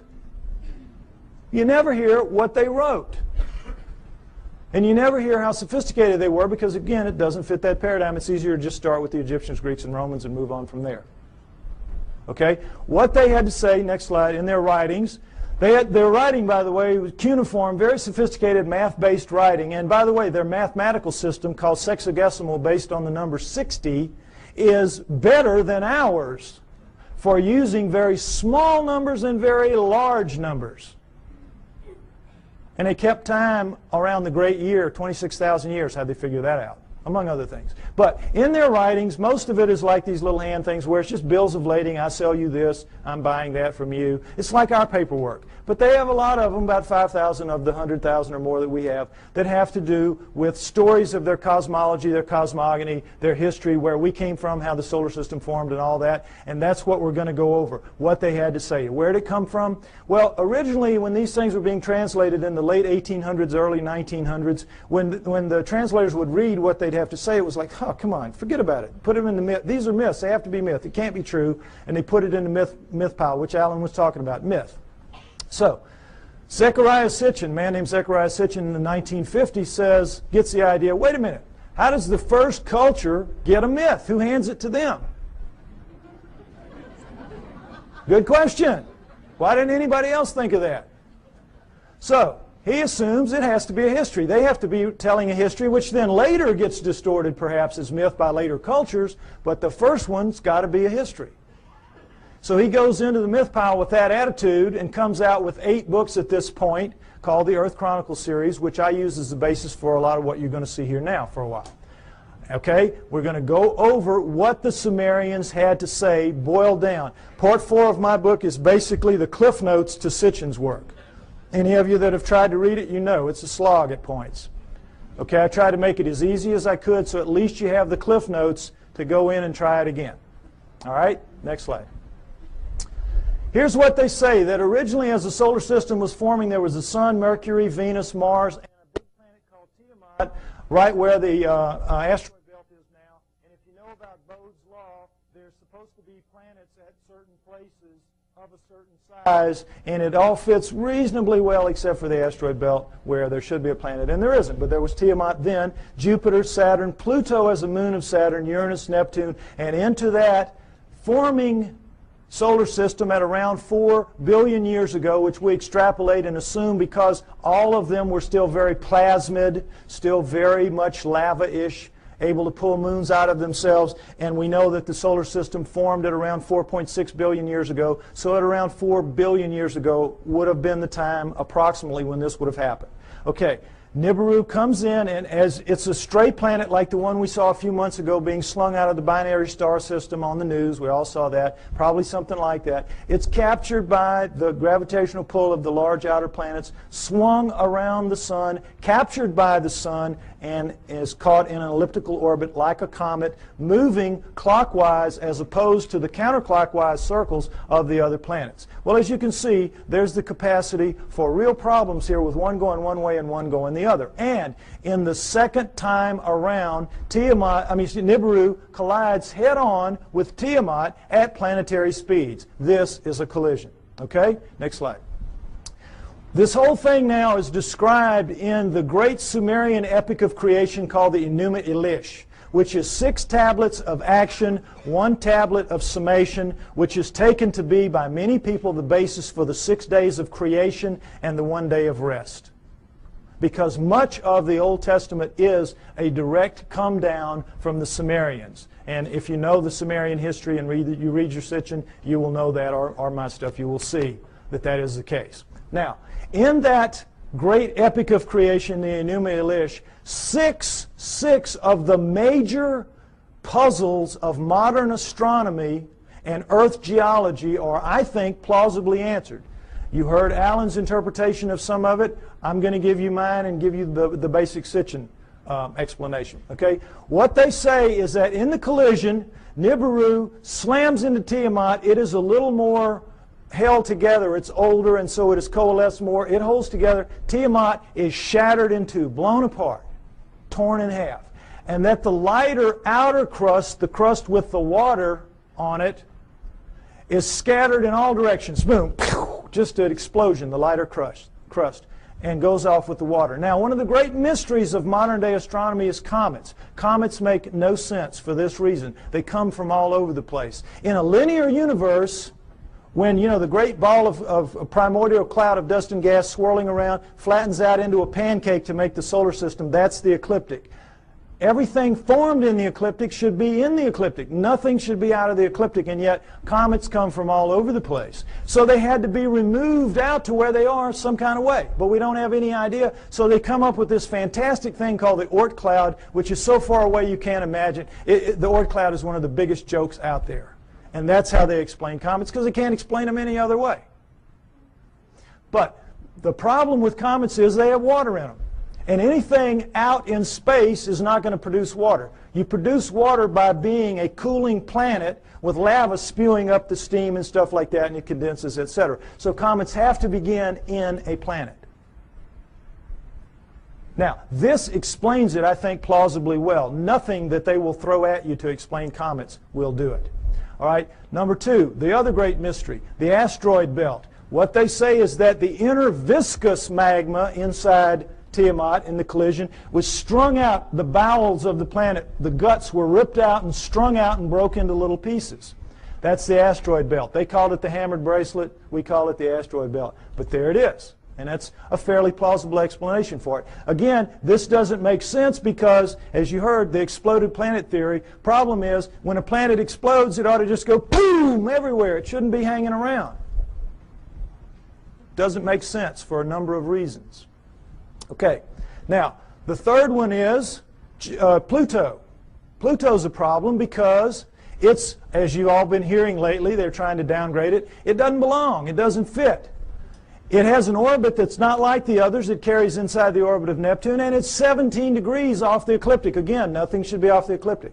What they say is that Nibiru, as it swung around, it pulled Pluto away from Saturn, its original home, and dropped it out where it is now. Now, all astronomers know Pluto is not a natural planet. It started life as a moon of an inner planet. They know that. But they have no idea how it could have gotten moved out to where it is. Here you go. Here's the reasonable answer right here. Now, let's talk about Earth. Three great mysteries here. Life. Well, first of all, let's establish that Earth is a remnant of this. What happens is Nibiru's moon bangs into the remnant of Tiamat, and like pool balls, whoop, hitting, knocks it inside the orbit of Mars, and it reestablishes there and becomes the Earth, the remnant of Tiamat. Now, Earth has one great mystery is life. How did life come to be? Life appears, despite what you're told about the lightning bolt into the primordial soup and all that, forget it. That's just a joke. That's just a fantasy fairy tale to tell people that don't want to know the truth and to tell kids in school. That's what they're teaching to this day. We know very well that the first forms of life to appear on Earth appear suddenly. They're very sophisticated bacteria, prokaryotic bacteria, and there's not one, there's two kinds, and they appear at around 4 billion years ago. Suddenly, overnight, strata with two kinds, sophisticated bacteria, relative to what that first living form would have been. If I had done the first part of my show, you would see all that. Okay, you can get the tape or get one tape and put it in a room and let everybody see it if you want to. But anyway, the point is, life is a great mystery. How it would suddenly appear 4 billion years ago, here you go. It says in the tablets, in the collision between Nibiru and Tiamat, in the mingling of their waters, Nibiru passed life to Tiamat, to the remnant of Tiamat. Perfect explanation for the sudden appearance of two sophisticated life forms on the remnant. Now, the remnant now is over here with its moon Kingu and has gone over, and now we're looking at two major differences in Earth and all other astral bodies out there. Earth is missing a huge portion of its crust, and it has plate tectonics, movement in the plates. How could that happen? No explanation. Why? Because in the vacuum, any liquid in a vacuum, what does it do? You see it in the space shuttle all the time. They let orange juice or milk. It makes the smallest, tightest ball it can make. That is what a liquid does in a vacuum. Smallest, tightest ball it can make. Now, that is what all the other astral bodies have done. They don't have plate tectonics. There's nowhere for the plates to go. They're as tight as they can be. Where do plate tectonics come from? In the collision, the backside of Tiamat is cracked like an eggshell. Cracked like an eggshell. There are the plates. There are the plates. And when the missing crust, of course, is when the half is there. It's still viscous. It's still magma. So what's it going to do? It's going to tighten itself down into a new ball, much smaller than the old one had been. And what's going to happen? It's going to have a big chunk gone, a big missing piece of itself, a big hole in itself, in its skin. And so that scar is going to break up into pieces as the plates move around, and we have the plate tectonics and we have the missing surface that we know about today. Next slide, please. And we'll take a look at just a representation of what it looks like with the water gone. Not to scale, of course, but you get the idea. This is not like any other planet or moon out there. Something happened. And I think the Enuma Elish gives a plausible explanation for what that was and for all the other things that I mentioned as well. Next slide. Now, when the dust settled, here's what we had. The solar system as we know it today, with Nibiru moving in this clockwise 3,600-year orbit. And I say it passes outside the orbit of Mars, inside the inner edge of the asteroid belt. And the last time we're through, I think, was around 200 BC, which means it's just past aphelion out here, and it's going to be back around 3400 AD, about 1400 years. We don't have to worry about it if I'm right. You will get arguments about these dates. Some people use textual interpretations. I use the date of the last the ending of the Ice Age, which I believe was caused by Nibiru passing through and lifting the tides. You can read about why I think that in the book. And I use the dating of the ice cores and the tree rings of science. I try to make my work as scientifically based as I can because I expect someday to be able to go toe-to-toe with those guys, and I want to be able to do it on their turf in their terms. Okay? So, next slide. All right. This is some of the proof for that story that you've just heard, and it starts with cylinder seals. And I just want you to see what a cylinder seal is. There are about 5,000 of these that we have. They're with their printing press. It was just a thing they would roll out on the clay to leave little pictures like this. Now, when they had a story to tell, they told it in the tablets like you saw. But when they had an event that everybody would know the event, like I showed you that cartoon, and everybody here, we all knew in a very small space that was talking about millions of words and thousands of volumes about evolution. Am I right? We all knew. Well, they would all know this was the story of the time the gods or whoever gave the water to the water buffalo or whatever. The point is, notice the fine detail in the best of the cylinder seals, and then realize that these are basically 2 to 3 inches high. They're like big spools of thread. Made out of precious and semi-precious stone, carved in a circular format so that they roll out flat and three-dimensionally. Now, when asked how this was done, science says, well, they could only have bored little holes into the rock and then abraded them out like they, to the degree that they wanted. Well, the sand would be bigger than the holes you need to do this, some of this work anyway. There's just no way. Lasers, this is not even an inch square here. Lasers would have a hard time doing this if they could do it. Nobody knows how they did this. They're just pulling one out of the hat on you. Okay, next slide. This is the one I want you to see. This is a much older one, much more worn, as you can see. 4,500 years, 4,500 years, 2,500 BC. It's called it's VA 243. It's in a museum in Berlin. It's well dated. And it's called the Granting of the Plow. This is a seated God. See him in his chair with a plow in his hand. And this is a standing God, and this is a human. How do we know they're gods? Because they have horns on their helmets. Horns on their helmets. Notice the horns. This is how you signify gods, or they did anyway, the Sumerians did on their cylinder seals. And I want you to pay special attention to this because later at the banquet we might see a real live Anunnaki helmet. We might see that. Okay, now, normally they would put astronomical signs up here to indicate who the god was because not everybody would know. But in this one, obviously everybody knew. And as you can see, this the human is carrying this kind of skunky old digging stick that the most primitive people have, even to this day. And this new wooden plow here, 4,500 years ago, we can go to Egypt today and see this very plow, and in many other third world countries still being used, this very plow. Okay, so no question it's the granting of the plow. But this is what makes this special right here. Let's see a blow-up of that. What is this? Solar system, right. Sun, Mercury, Venus, Earth, in their relative sizes, mind you. Earth, Moon, think how small that is. What grain of sand dug that out? Mars, and then, what should be here? This should be the asteroid belt. This is Nibiru, folks. Nibiru. Jupiter, Saturn, Pluto as a moon of Saturn, Uranus, Neptune. Notice that it's only a little bit bigger than Uranus, Neptune. It's about 3 times bigger than Earth. Nibiru is a good-sized planet. Good-sized planet, according to this. Okay? Now, again, what proof do we have of any of this? Let's take some look. Let's take a look at this. All right. Here's a look at the solar system that you don't get to very often. And did it occur to any of you that we were looking at a cylinder seal carved at 4,500 years ago that had Uranus in it that we only discovered in 1781 when our telescopes got good enough to see it? It had Neptune, when we discovered in 1846 when our telescopes got good enough to see it, and Pluto, which we discovered in 1930 when our mathematicians got good enough to tell our astronomers where to look for the thing because it was so small. What are the Sumerians doing knowing about that? Furthermore, what are they doing writing in one of their tablets that if you look at these two, Uranus and Neptune, in the heavens, meaning right out on them, they look like blue-green watery twins? When we didn't find that out, we thought they were just big old gas bags like Jupiter and Saturn until Voyager went out there in 86 and 89 and found that, lo and behold, they really are blue-green watery twins. What the Sumerians said 4,500 years ago. Furthermore, they didn't count the way we do. Earth was not the third rock from the sun for them. It was number 7. So that means they were counting from out here and they were putting Pluto in its correct place. What are they doing with all that knowledge? Well, they make no bones about it. They say everything that we know, everything that we are, everything that we have comes from the people living on Nibiru.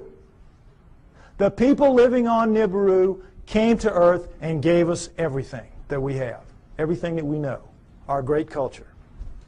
Now, what's the proof of that? Is there any proof that any ancient advanced civilization was ever on Earth at any point in the dim or distant past? Yes, yes. The megalithic structures out there, the pyramids, Tiwanaku, Baalbek, Teotihuacan, Stonehenge, you name it, a couple of dozen of them. All of those are impossible for human beings to recreate today. And yet we are told in another one of these great fantasies that they were somehow created by people in ancient times, ancient Egyptians or ancient Sumerians or anybody. Somehow or other they did it. And it's just absolute malarkey. Impossible. Now, next slide. Some Egyptian scholars tried to prove it by getting down in with some pink granite here and wailing away with some stones for a few hours and tore their hands up and walked out of there saying, well, you know, we couldn't make much of a dent in it, but boy, you know, those old folks, they sure had a lot of time on their hands, and somehow they figured out a way to do it. Wouldn't give an inch after this. Wouldn't give an inch. It's ridiculous. Now, here's the stone they're working on. Next slide. Some of you may have seen this. This is an ancient 1,170-ton obelisk lies unfinished at the Aswan quarry. A crack rendered the stone unusable. It's pink granite. They were making it into an obelisk like the one you saw in Allen's slides. Okay? It's about 100 feet long. It's about 12 feet wide, 12 feet deep on the side. Imagine the Washington Monument just squared off. And it's pretty much done. But now let's move this from the Stone Age. Let's move it through the age of copper, because copper wouldn't make a dent in that. And let's move it into the Bronze Age. Bronze will chip on it. Bronze will take a little bit of it out. Now, let's put our bronze chisels or hatchets or whatever in the hands of some guys and get them down in this crack and put them to work. How do you think you're going to fare in there? Pretty tight fit. Plastic Man might have a tough time up in there. But the point is, they've got it pretty much done. They're working on the spire here. When they break it, you know how it works. You press here, you get this. Well, look, does this look like somebody chipping away with a little hand? No. This looks like a belt sander taking pieces out the size of the chair you're sitting on. Huge chunks of pink granite, one of the hardest stones in the world, just being ripped out. And they press too hard with whatever machine they've got here, and you know your physics. You get stress back here, and they popped it. They broke it. And they just said, whoops, we busted that one. And they just unhooked it and went somewhere else and left it for us to marvel at and wonder how they could have done it. But now let's go ahead and say they didn't bust it and they finished it. These primitive people now who managed somehow to do this. They finished it, it's ready to go. The hole, by the way, is about 15 feet deep. That's the top of it up there. But still, what's the first thing they've got to do?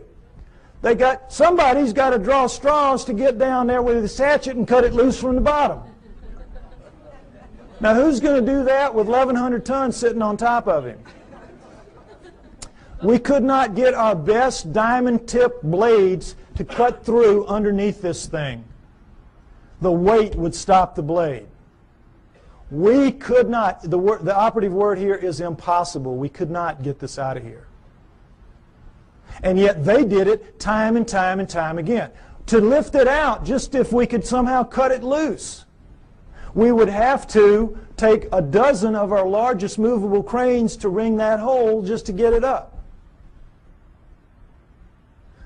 You're being lied to, folks. That's the main thing you got to understand. You're being lied to. It's absolutely impossible for this one stone proves that none of the megaliths were made by those people in that era. And this, again, is not the biggest one. They have them in Baalbek twice that big. Okay? Next slide. All right. What we're told is that the Anunnaki came to Earth for this, gold. Mining gold. And that originally, the story is, they landed in ancient Sumer, but not 6,000 years ago, 400,000 years ago, 430,000 approximately to be exact. 400,000 years ago they land in modern-day Iraq, and they set up shop in the Tigris-Euphrates Valley, and they call their home away from home, their home away from Nibiru, the Eden. You'll see a poster out there by my thing, Anunnaki over Eden. That's what that means, because that poster is the Tigris River Valley that the symbol is rising above. That is where it was. That is where Eden was, according to them, and that comes down in the Bible as such. So they set up camp and they placer mined the gold out of those rivers. What do they need gold for? They needed to repair their atmosphere. And their rise to high technology, they had damaged that big, 3 times the size of Earth atmosphere, the same exact way we're damaging ours in our rise to high technology, and they ultimately had to repair it with very fine particulates of gold, like talcum powder, blown up into the stratosphere above it so it would ride above there and act as a reflector and an insulator from cosmic rays, which is, you see that on the masks of astronauts and in the capsule and all that. Gold is a wonderful stopper of cosmic rays. So that's what they had to repair it with. It's what we will have to repair it with. We'll have to do exactly the same thing when the day comes for us to have to face up to what we're doing to our planet. Okay? So they came, they placer mined out of the river, and all that is you put a tray in the water, you let the water sweep over, the water drops the gold into these cloth. Every few weeks you pick it up, and it's real easy. It's the way we do it now when we have the opportunity. But you tap out any stream system, ultimately, and they did. After about 150,000 years, they had tapped it out. And so they decided they were going to split themselves up and go where the mother lode of gold was on the planet Earth, which is what it is today, southern Africa. So they divided themselves into the upper world, which remained the Eden, and the Abzu, which was the lower world, and you didn't want to go to the lower world because you had to get in the holes and dig the gold. And they didn't like it. So the Anunnaki revolted. They said, we don't want to do this. We want a slave to do this work for us. Plus, it was a hardship duty, mostly men. Why don't you make us some women while you're at it? So that's what they did. They decided to use the creatures of Earth, which would be the hominoids, and I say it would have been the Almas, the likeliest candidate. They took the creatures of Earth to get some of their genetic material to make the new slave better adapted physically to the planet than they were, but the slave would for the most part be like themselves. We shall make the Adamu, A-D-A-M-U, which comes down as Adam, and we shall make the Adamu in our own image after our own likeness, which comes down word for word. And that is what they did. They made their slave inferior models of themselves. That's us, folks. That's us. We're really inferior models of the Anunnaki. And as you saw in the cylinder seal, we look like them. We look like, in their own image after their own likeness. In all of the cylinder seals, we look just like them. We don't have the horns on our headgear. That's about it. We are them. That's why we're not adapted to this planet. That's why we're so obviously not a part of this planet. We have their bones. We don't have primate bones. We have their muscles. We don't have primate muscles. We have their skin. We don't have primate skin. We have their body pattern, their hair patterns on their body is ours. We have thickest on our front, thinnest on our back. Primates have thick on the back, thin on the front. We have their eyes, their poor night vision eyes. We have their foreheads. We have their brains. That's a key to this. We have their brains. That's why we're not like anything else on this planet. We are them. We are genetically engineered copies of them. Okay, next slide. Let's take a look at how that was done. Human body contains 100 trillion cells. There's a nucleus inside each human cell except red blood cells. Each nucleus contains 46 chromosomes arranged in 23 pairs. One chromosome of every pair is from each parent. The chromosomes are filled with tightly coiled strands of DNA. Genes are segments of DNA that contain instructions to make proteins, the building blocks of life. This is where genetic engineering takes place. Now, we're going to go over it lightly, but it's very important. I want you to understand these things that I'm going to tell you now. Okay, next slide. Don't worry about the details and how they do it. This is what they do. They can open up a cell, our genetic engineers can, our genetic a geneticist can. We can open up a cell, open up the nucleus, pull out strands of DNA, and in that strand, 98% of it will be what's called junk DNA. We don't know what it does. If it has a function, we don't know what it is. 2% will be what are called, prosaically enough, the working segments. They work. They do what they're supposed to do. They make the proteins. Now, if you cut in the junk above a working segment and in the junk below and remove it and have done the same with another strand of DNA over here, you can move anything into anything else. It can be animal into plant, plant into animal, fish into fowl. It does not matter, because all living things at the most fundamental level are exactly alike. Understand that. We're all made of the same 4 base pairs, the same 20 amino acids. Everything's the same at the most basic level. It's like it's pop beads that are interchangeable. It is almost as if somebody designed it that way so they could just mix and match the parts and make anything they wanted. Isn't it? Something to think about. Okay, but the problem with it from an engineering standpoint is this. You're not cutting with a blade. These are not precise cuts. The blade would have to be a few molecules thick. You're cutting with chemicals. Chemicals. Now, the chemicals can cut pretty accurately, but mistakes are going to happen. Something's going to ooze out where it doesn't belong. Something's going to splash over it where it doesn't belong. Mistakes are going to happen. Inevitable. We know that. We make mistakes all the time. Another problem with genetic engineering is you don't know what you're going to get when you do this. You can't predict. You have to decide what you're going to do. You have to do it. You have to let it express, which is live, and see what you get, and then use that to determine what you do the next time. And of course, the great fear in genetic engineering is somebody's going to make a mistake and create the Andromeda strain that's going to kill us all. A legitimate concern. Although everybody's very careful, and I'm not too worried about it. But mistakes do happen because all of this is so incredibly microscopic. It's out of the nucleus of your cells. Imagine how microscopic it is. But don't try to figure it out. I can't even figure it out. It's really complex. But they do it. Okay, understand that. Now, with that in mind, let's look at some of the proofs that I say indicate very clearly that we are, in fact, what the Sumerians say, a genetically engineered species by the Anunnaki. Next slide. Okay, here we go. The cerebral cortex is the deeply convoluted surface region of a brain that is most strongly linked to intelligence, lower right. It's the stained part out here. If you peel that off of the brain of a rat, it will cover a postage stamp. Peel it off of a monkey, it'll cover a postcard. Peel it off a chimp, it'll cover a sheet of typing paper. Peel it off of us, and it'll cover 4 sheets of typing paper. Now, you can see this is a transition. This is clearly a transformation. Now, there's some weird things about it. These guys are using all they've got. All they've got.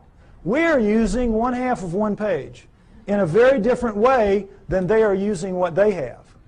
1/2 of one page. How do we know? We all know. We use about 10% of our brains. We know that from the studies done with idiot savants. You know that. And we know there are thousands of miles of neural network in our heads not being used. We don't know why.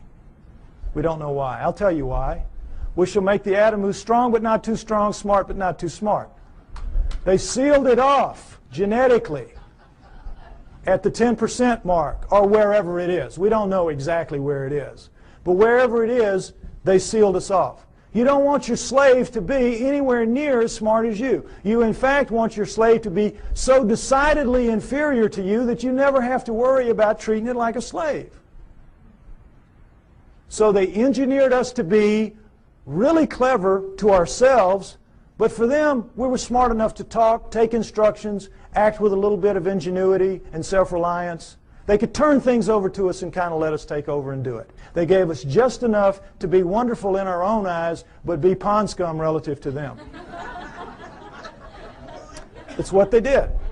So, it's pretty clear in as much as that, and now understand with the idiot savants, for those of you that don't know the proof about this, idiot savants get some beam of light in the damage to the good 10. They get some beam of light and it will strike somewhere in the other 90%. You all saw Dustin Hoffman in Rain Man, remember? Well, they get it in math, they get it in music, they get it in sculpture, art, whatever, wherever it strikes. Now, if there's just one, we could say, well, that's a freak of nature. But we've had lots of them, lots of them. So we know that all of this is out there. It's in our heads.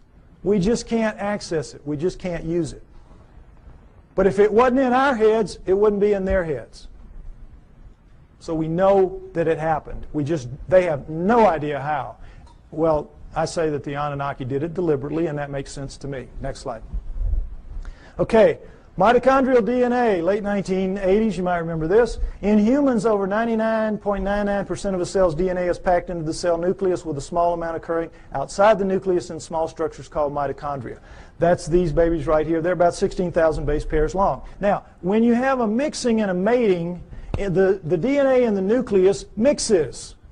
But with the mitochondrial DNA, it does not. Sperm doesn't have mitochondrial, eggs do. And so females pass it down intact generation after generation. Well, when this was figured out in the 70s, boy, the botanists and the geneticists said, great, now we can go and find out if the split from the common ancestor was closer to 8 million years or closer to 5 million years. Remember that? We're going to now pin it down. It's going to be one or the other. We're going to figure it out.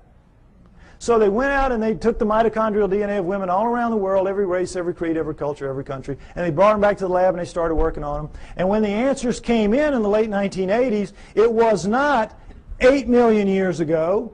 It wasn't 5 million years ago. It was way the heck down to 200 to 250,000 years ago, and that's all. We don't exist genetically beyond 200 to 250,000 years. And of course, needless to say, the anthropologists said, you guys are nuts. We've got these skulls showing, these bodies showing, these prehumans showing that we go back millions of years. What's the matter with you? And the geneticists said, we couldn't have been wrong that many times. Impossible. We'll do it again. And they have. They've done it. It always comes out the same. Outside 250,000 years ago. That's it. We're brand spanking new. Brand new on this planet. Now, there's still a lot of people, there's still a lot of people that will not accept that. A lot of people that will not accept that. But it is true, and it is becoming more and more acceptable, for as outrageous as it is. Now, not only do we know when we were created, we know where. Where? Because the oldest of us consistently kept coming in southern Africa. Next slide. And in fact, the cover of Newsweek in 1987 showed that if in fact there was an Adam and Eve, they were black. They would have to have been black. But of course they knew the flack they were going to catch, in the South at least, so they made the blacks look as white as they could. This guy looks almost as white as OJ, doesn't he? But the point is, in trying to have it both ways, they caught it coming and going, because you can imagine the letters to the editor after this issue. But the point is, it tells the truth. The oldest of us do come from southern Africa, and we definitely are 200 to 250,000 years old. And guess what else? That is just what the Sumerians say about us. That the Anunnaki created us around 200 to 250,000 years ago in southern Africa to dig their gold. What a coincidence. What a coincidence. Okay, next slide. Okay, what happens when a creature is born in the wild severely screwed up physically? What happens to it? Dies, right? Parents will kill it. They will not put that defect into the gene pool. You're looking at the great exception. You're looking at 28 of our most severe genetic defects, but we have 4,000 and counting. 4,000 and counting. Now, we're only 200, 250,000 years old. We shouldn't have one. We've got 4,000 and counting. How did it happen? Cutting and splicing process mistakes. Cutting and splicing, oops, made a mistake. Cutting, splicing, oops, made a mistake. They don't care. They're making a slave. They're not going to fix the mistakes. What do they care if it's 1 in 100 dies from the problems? If it's 1 in 10, they don't care. They're making a mistake. They're making a slave. But they know the numbers, like we have found out the hard way. If you let the population propagate naturally, those numbers go way down for each person. Right now, as we sit here, we average about 50 of the 4,000 each of us. And we have a mating with our mate. If we share any of those 50, then each of our offspring will have a 1 in 4 chance of expressing it. That's why you'll get mongoloids in the best of families, mongoloids in the lowest of families, and all around the world. And that's what genetic defects are. In the wild, you will get 2-headed calves and 6-legged goats. That's a sperm-egg misconnect. That's not something that you see steadily on and on. a little gem like spina bifida, which is not going to let you live to adulthood, nor is it going to let you reproduce if you do. What's that doing in a gene pool? It was all put there, folks. Put there. No question. Next slide. Okay, here we go with the chromosome match. It's kind of hard to see, comparison rather. Humans, chimpanzees, gorillas, and orangutans right here. And you see how similar they are. And as we know that between humans and chimpanzees, there's 99% similarity in the DNA and 98% with gorillas. And it's like, oh, well, then that we're just kissing cousins. That's as close as you can be. We're almost the same thing. Well, not really. Because we're talking about a 3 billion base pair genome. 1%, that's 30 million base pairs. That's a couple thousand strands of DNA. If you know what you're doing, that's a lot of change. But also understand that all higher animals, and never say this, share 50% and up. Squirrel, 50% and up. You see, so it isn't quite as astounding as it seems. But what we're looking at here is the Anunnaki have got themselves a real problem. And that problem is this. They come to Earth and they decide they're going to make the slave. They decide we're going to use this creature of Earth, let's say it was an Alma. They test the blood, and what do they find? First thing, big problem, 48 chromosomes. All primates have 48 chromosomes. But they, the Anunnaki, have only 46 chromosomes. How do we know that? Because we have 46 chromosomes. We descend from primates, and yet somehow we lose 2 whole chromosomes. That's an awful lot of DNA. And somehow we're so much better than them. Well, they have 68 or something like that relative to them. But we don't. We have 46. So we know this was the result of the genetic engineering, and they had a problem. The Anunnaki did. What could they do? They had to, you know, how it works. There's 24 in sperm and egg, 23 sperm and egg. So you got to get the sperm and the egg to match up, one or the other, 23 or 24. Can you take out a chromosome from the creature of Earth, the 24, and still have a creature of Earth? No. Can you add a chromosome to yourself and still have an Anunnaki? Go up to 24 from 23? No. You got a real problem. It's an insoluble problem. And you need that because you got to get the first hybrid to get in the game of the genetic engineering. You got to get something alive that is a blending of you two to begin to work on it. So what can you do? How can you solve that problem? There's only one way, and boy, is it smart. You go in and you look and you compare the chromosomes, and you find 2 that can be fused and will take up one space but maintain the integrity of all the chromosomal material. You find a spot where you can fuse 2 to make 1, and now you've got all the material but taken up one place, and now you're ready to rock and roll. You with me? All right, let's look at the number 2 chromosome close up. They just went to the second one. They just looked down the row and they said, okay, this will work. Orangutan, 2 and 3. Gorilla, 2 and 3. Chimp, 2 and 3. Human. Uh-oh. Fusion. How long do you think it would take Mother Nature to do this? There's no clearer proof that we're genetically engineered just like they say we are. Next slide. And so, I think it's fair to say that everything we know is wrong, at least about human origins, that we were given life by the gods with a small g through the equivalent of a test tube, and that we were the hair-covered hominoids, and that our humanity emerged from that. Now, this is where I normally end it, and they tell me I'm running out of time, so I want to get to the new thing that I want to share with you. Oh, no, oh, here it is. Because this is really exciting to me. On the 12th of this month, which was just recently, I received an email from a person who wants to remain anonymous. And this is what he said to me. He is a geneticist, a full-blown geneticist.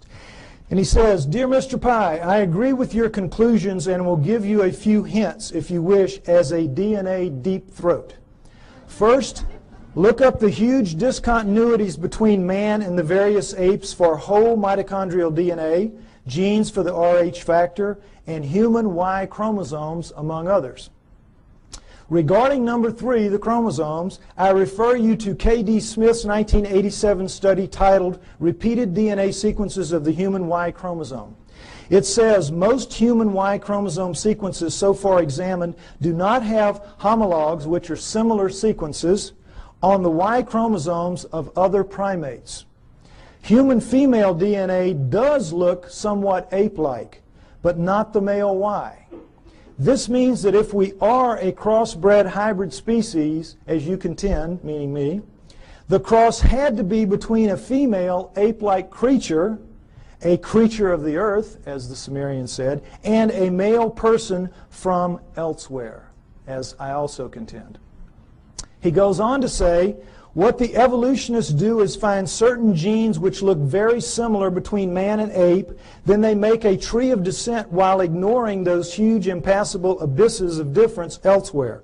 Also, by certain methods of DNA dating, one can tell that numerous genes have been recently added to the human genome.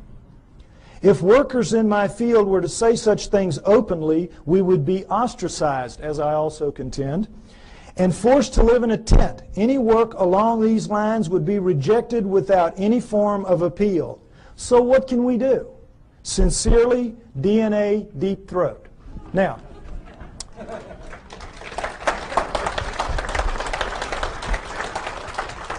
what this means, thank you, what this means is we win.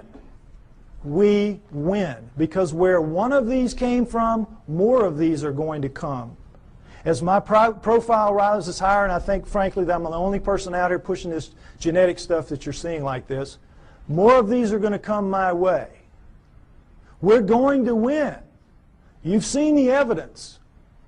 Now, right now, we're getting our brains kicked out. We are getting our brains kicked out. That's why we're called the fringe. And the reason is we keep mounting these frontal attacks on the establishments. And every film that we produce, every photograph, every sighting, every testimony, every capture, every encounter that we have, and we throw at them with the best intentions. Our word is truth, is it not? Our word is, it's true. It's true. And their word is what? Liar. Liar. They dress it up. They say, well, you don't know what you're talking about. You don't know what you're seeing. You made a mistake. It was swamp gas, whatever. They're basically standing there and saying, you're just a bunch of liars. We're right and you're wrong. And because it is our word against their word, our word truth, their word liar, their word wins. Day in, day out, year after year.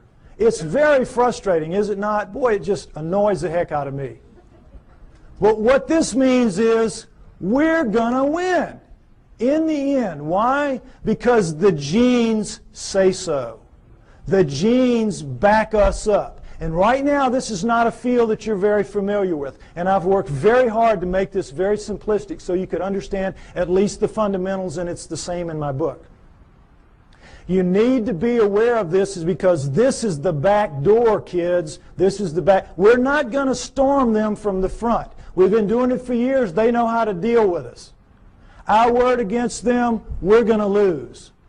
But in this instance, the genetic end of it, what is it? It's their word against them. It's their research against them. They're going to lose. We're going to beat them with the genetic evidence. We got to beat them. We will beat them. We know we're right. We know they're wrong. They know they're wrong. They know they're wrong. We just have to get mentally tough and accept that this is a war. This is a fight. This is not, gentlemen, Marquis de Queensberry rules. This is a dog fight. This is a knife fight. And you all have got to get out there and proselytize. You have to familiarize yourself with these basics at least. And instead of throwing things at them that are going to bounce off like BBs off a barn door, you got to start throwing some darts. This stuff will do it. This will do it. We can win. We're going to win. Thank you.